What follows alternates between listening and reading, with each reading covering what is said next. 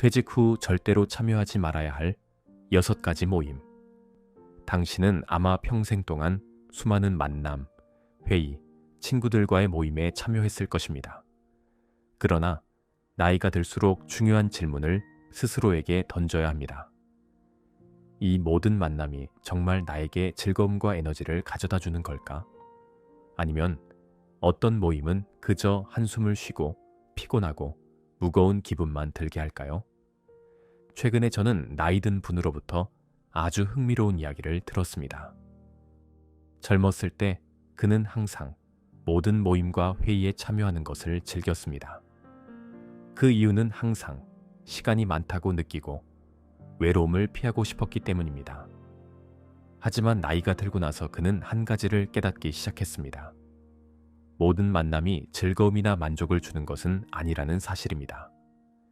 어떤 모임은 그에게 에너지를 주었지만 어떤 모임은 그저 피곤하고 지친 마음만 남게 했습니다. 처음에는 그가 건강이 안 좋아서 그렇다고 생각했지만 나중에는 그 문제의 본질이 건강이 아니라 관계의 질이라는 것을 깨달았습니다. 당신은 매 만남 후 더 피곤해지거나 심지어 기분이 무겁고 답답해지는 기분을 느껴본 적이 있나요? 이것이 바로 나이가 들면서 주변 사람들을 선택적으로 만나야 할 때라는 신호입니다.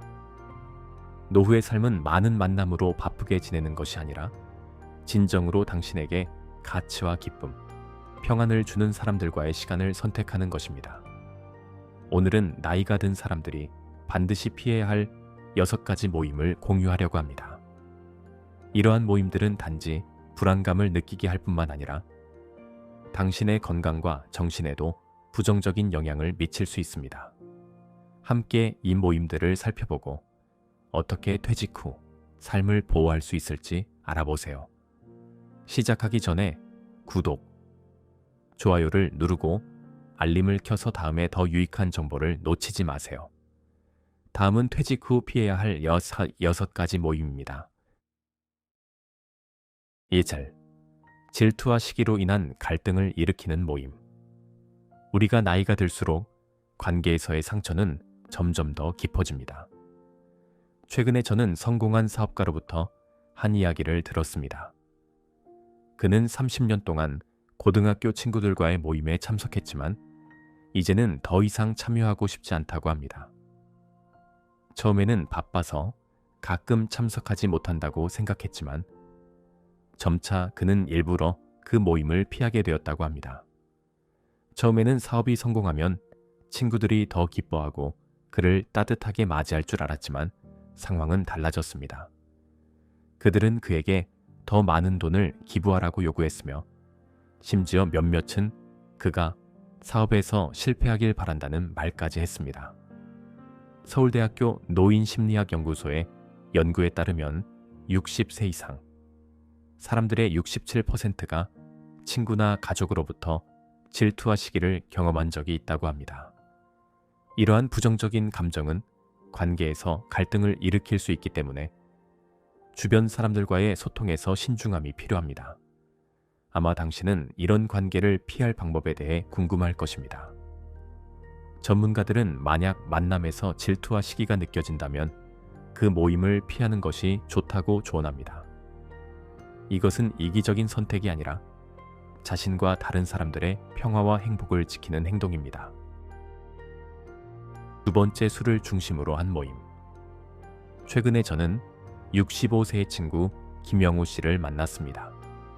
그는 처음에는 예전 동료들과의 모임에 참여할 때 매우 기뻤다고 말했습니다.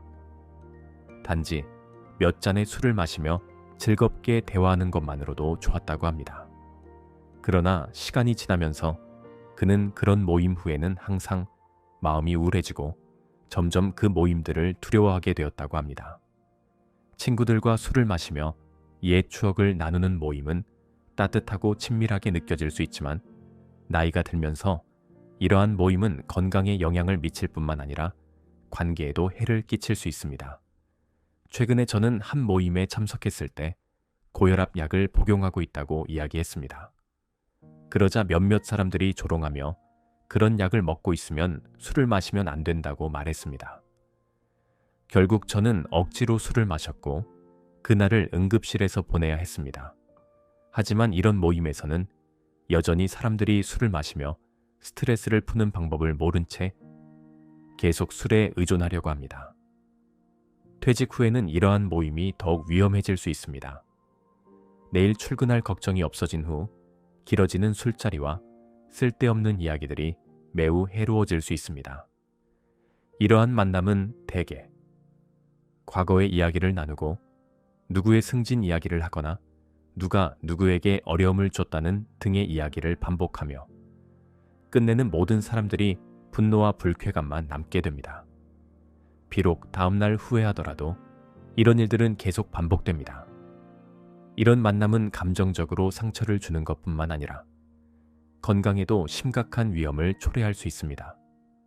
나이가 들수록 몸은 알코올을 처리하는 데 어려움을 겪고 간 기능이 감소하며 혈압 조절도 어려워집니다. 특히 약물을 복용 중인 사람들은 약물과 술의 상호작용이 생명을 위협할 수 있습니다.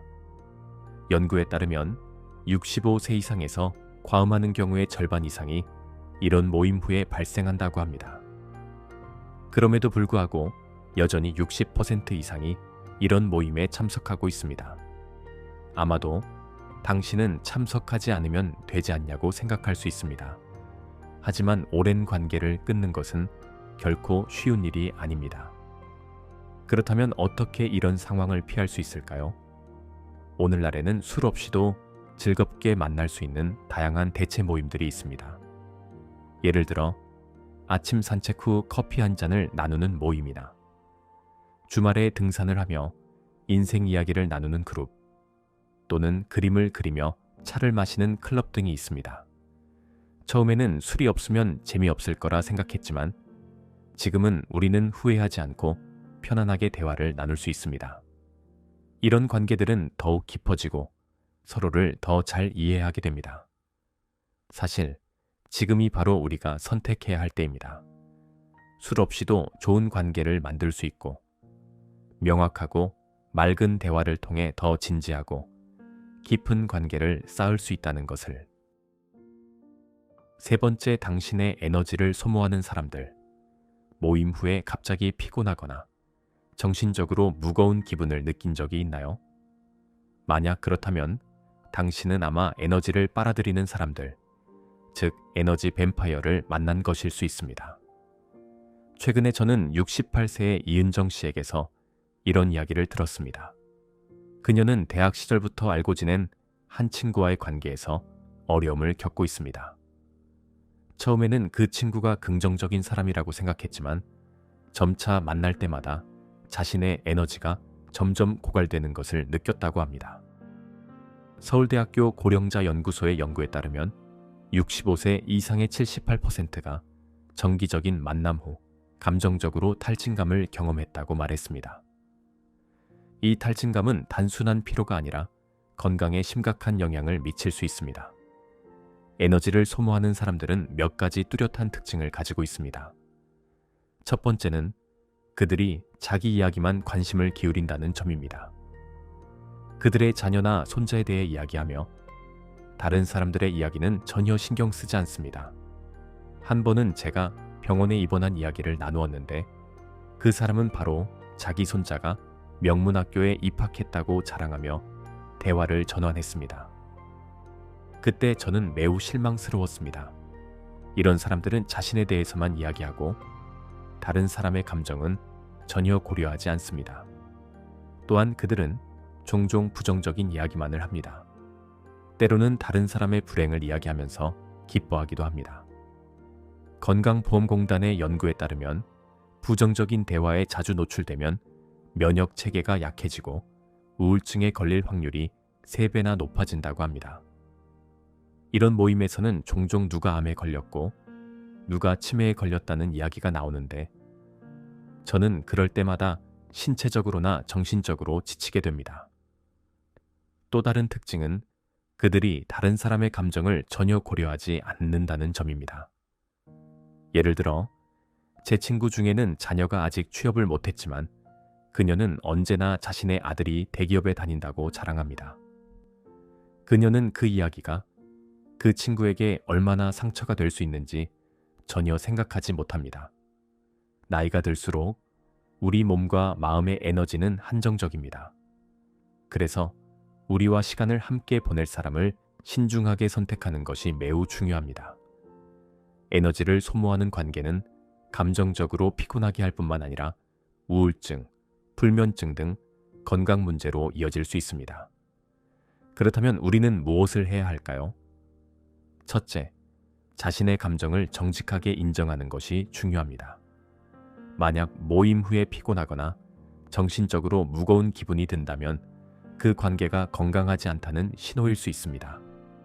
그럴 때는 용기를 내어 거리를 두고 긍정적인 에너지를 주는 사람들과 교류하며 즐겁고 낙관적인 이야기를 나누는 것이 좋습니다.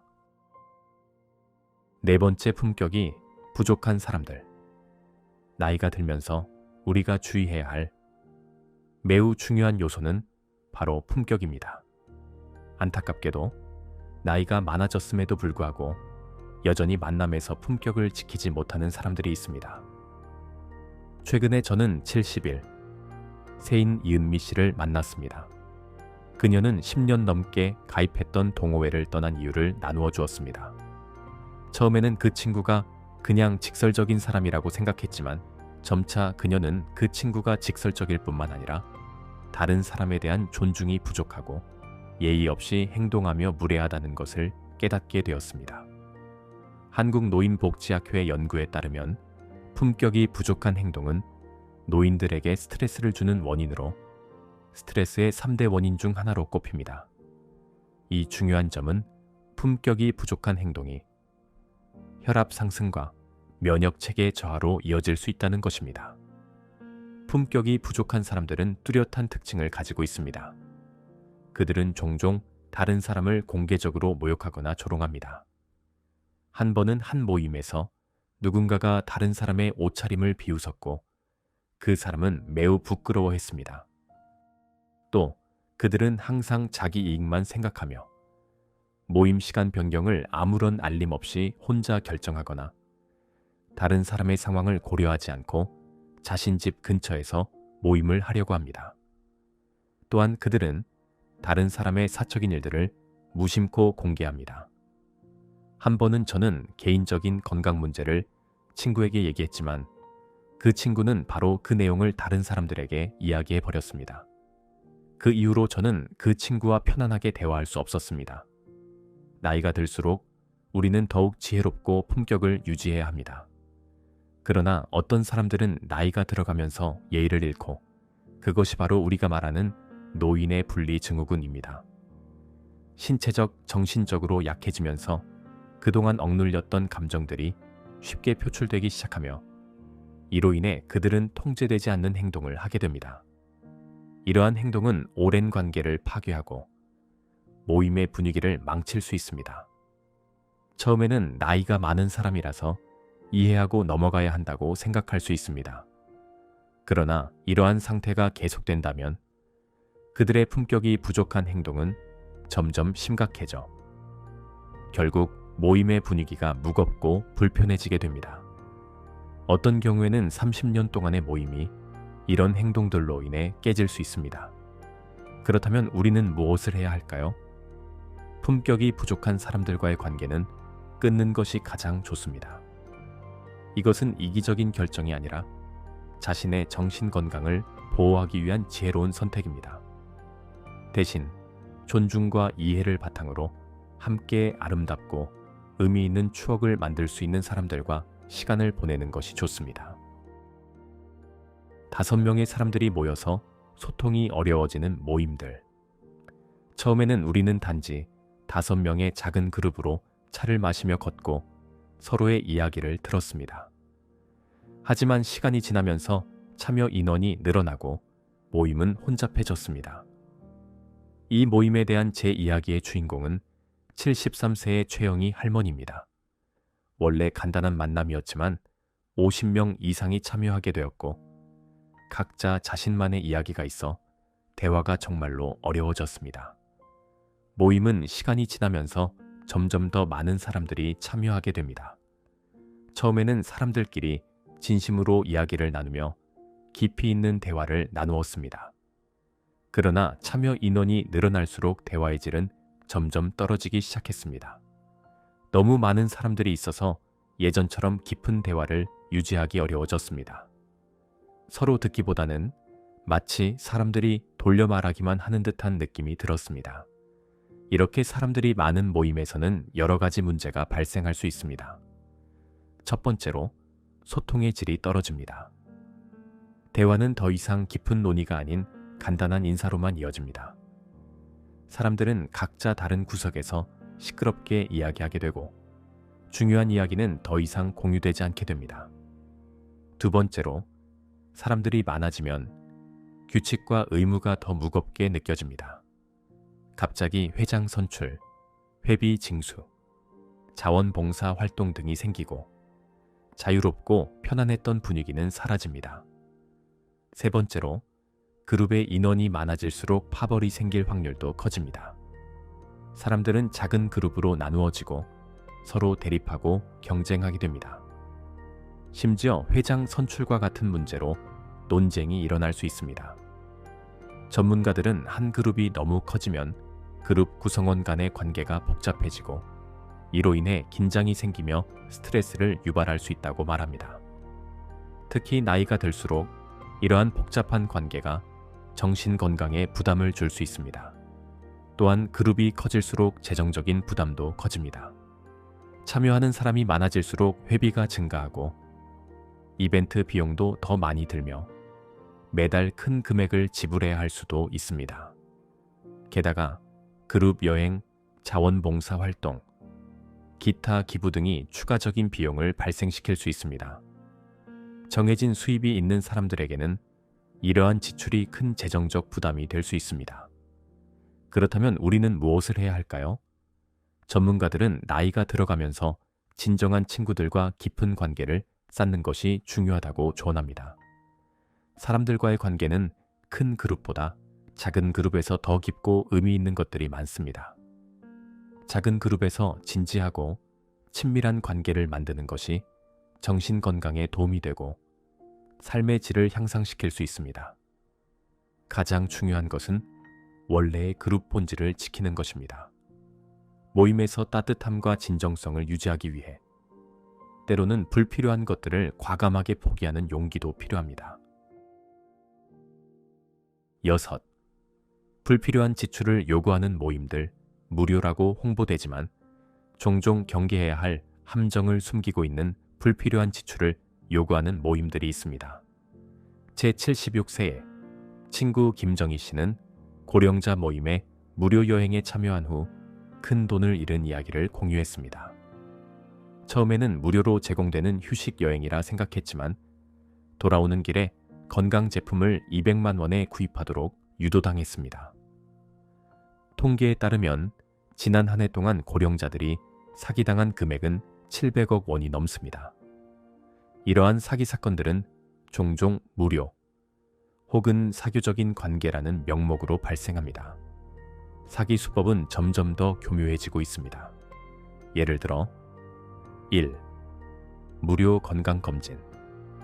일부 그룹에서는 혈압 측정이나 당뇨 검사와 같은 무료 건강검진을 제공합니다. 하지만 검사가 끝난 후 사람들에게 100만 원짜리 의료기기를 구입하도록 강요합니다. 두 번째, 노인 관광 여행.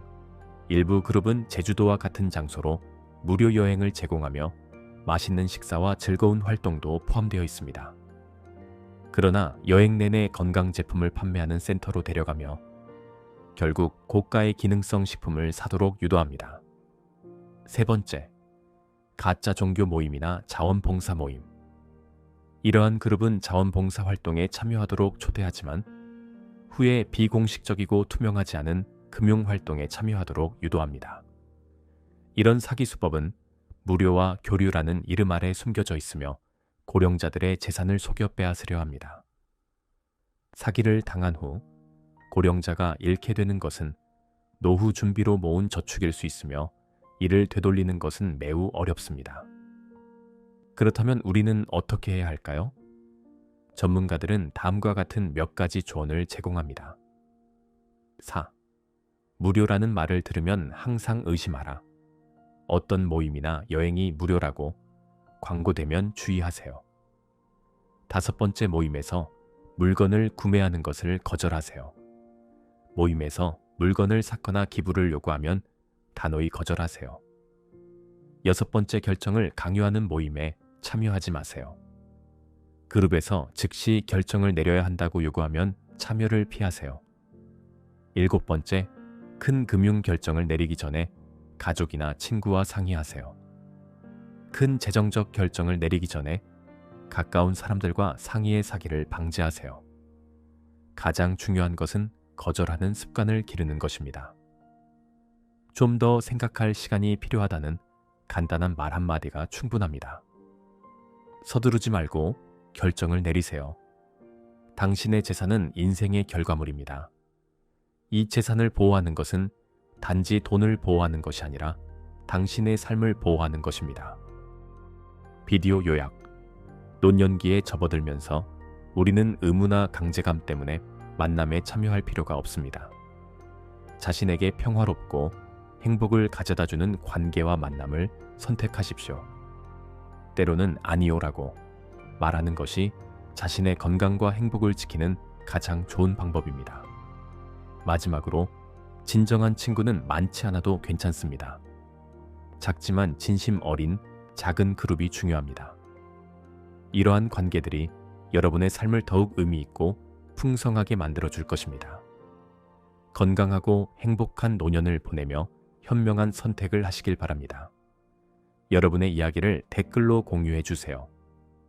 좋아요와 구독을 눌러 유익한 지식을 계속 받아보세요. 이 소중한 시간을 내어 이 공유를 들어주셔서 진심으로 감사드립니다. 여러분과 가족분들이 항상 행복하고 평안하며 삶에서 성공을 거두시길 기원합니다. 진심으로 인사드리며 다음에 또 만나요.